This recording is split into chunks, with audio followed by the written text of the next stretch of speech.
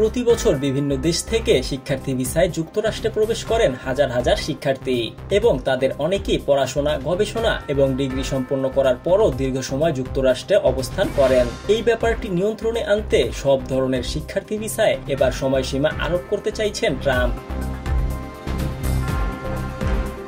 বর্তমানে যেসব শিক্ষার্থী F1 ভিসাধারী তাদের ভিসায় কোনো সময়সীমা আরোপ করা নেই। পড়াশোনা শেষেও তারা বেশ কিছুদিন যুক্তরাষ্ট্রে বসবাস করতে পারেন। ট্রাম্প চাইছেন এই নিয়ম বাতিল করে প্রতিটি ভিসায় যেন মেয়াদ নির্দিষ্টভাবে উল্লেখ করা হয়, অর্থাৎ নির্দিষ্ট সময়সীমা শেষ হওয়া যাওয়ার পর সেই ভিসা বাতিল হয়ে যাবে। ট্রাম্প যখন প্রথম মেয়াদে প্রেসিডেন্ট ছিলেন সে সময় 2020 সালে এই সংক্রান্ত একটি বিল মার্কিন পার্লামেন্ট কংগ্রেসে পাঠিয়েছিলেন, কিন্তু সেবার প্রেসিডেন্ট নির্বাচনের বছর হওয়ায় বিলটি নিয়ে তেমন আলোচনা হয়নি। বিলটিতে কি কি পয়েন্ট উল্লেখ করা হয়েছিল তাও অজানা।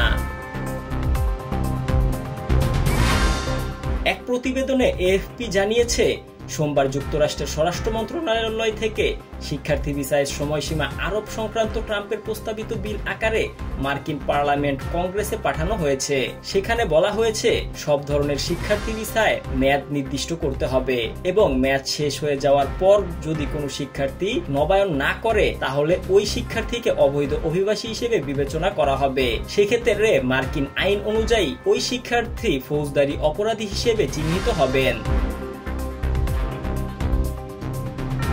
2024 সালের প্রেসিডেন্ট নির্বাচনের প্রচার অভিযানে ট্রাম্প নথিবিহীন অভিবাসীদের যুক্তরাষ্ট্র থেকে তাড়ানোর প্রতিশ্রুতি দিয়েছিলেন। 2025 সালের 20 জানুয়ারি ক্ষমতা গ্রহণের পর থেকে সেই প্রতিশ্রুতি পালন করে যাচ্ছেন তিনি এবং তার নেতৃত্বাধীন প্রশাসন নথিবিহীন শিক্ষার্থীদের পাশাপাশি বিদেশি শিক্ষার্থীদের প্রতিও কঠোর ভূমিকায় নেমেছে।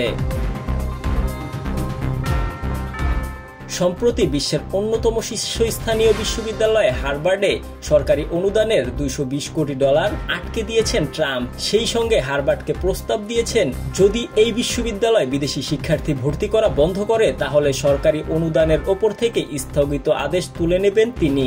হার্ভার্ড বিশ্ববিদ্যালয় তার প্রস্তাব প্রত্যাখ্যান করেছে।